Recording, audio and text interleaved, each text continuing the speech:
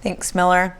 Over 60% of Americans are considering a more eco-friendly option for what happens to their body after they pass away.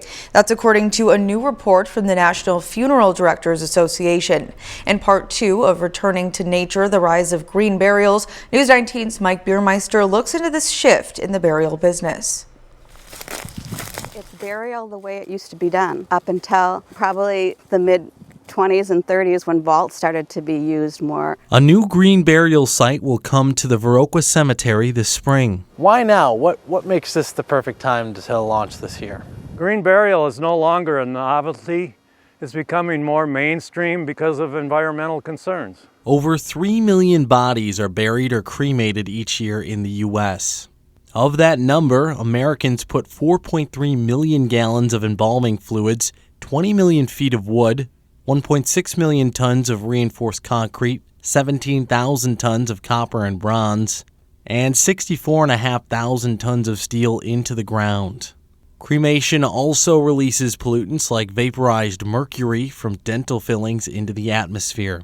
It's estimated between 200 and 1,000 pounds will be released each year. Not to mention the price. The National Funeral Directors Association lists the median cost of a funeral with burial and viewing at nearly $8,000. For cremation, the median cost comes out to nearly $7,000. With a green burial, you can build your own casket and make your own cotton burial shroud. Family and friends play a much larger role in the process.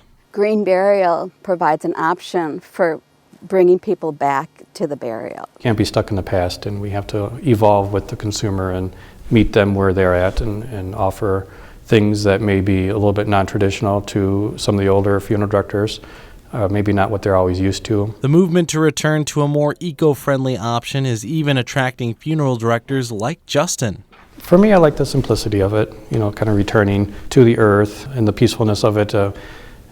It's just a beautiful area, especially in the spring, summer, and fall. In order to preserve that natural environment, the Viroqua Cemetery Association needs to get all of the steps right during the planning for future generations. What we come up with now, the people in the next 100 or 200 or 300 years have to live with. So we have to be very cautious with developing the rules and make sure we don't make too many mistakes. As the process continues, the cemetery hopes to open the site by the spring to help people pass on naturally, as we once did over a century ago. It was a need in my own life, and then I saw a need in my family, and then I saw a need in the community.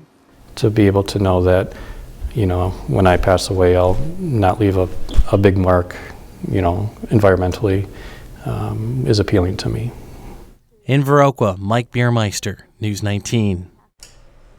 The Driftless Green Burial Alliance is an initiative of Threshold Care Circle, a nonprofit organization that guides families through home funerals. They offer an end-of-life workbook called My Final Wishes, which addresses preparations that you'd like to make. They also provide free consultations to individuals and families. We have those resources at this story on our website and news app. So many of you are probably wondering how you request a green burial or green funeral. Most people believe you should indicate it in your will, but that's actually not the case. It starts with this form right here. We sat down with attorney Caitlin Doyle to learn more about this form called an Authorization for Final Disposition, which is provided by the Wisconsin Department of Health. In that document, you name a person to carry out your final wishes. Would be, the disposition of your body, whether that's by green burial, cremation, your traditional burial, and then your actual funeral arrangements, whether that's a celebration of life or a traditional funeral at a church.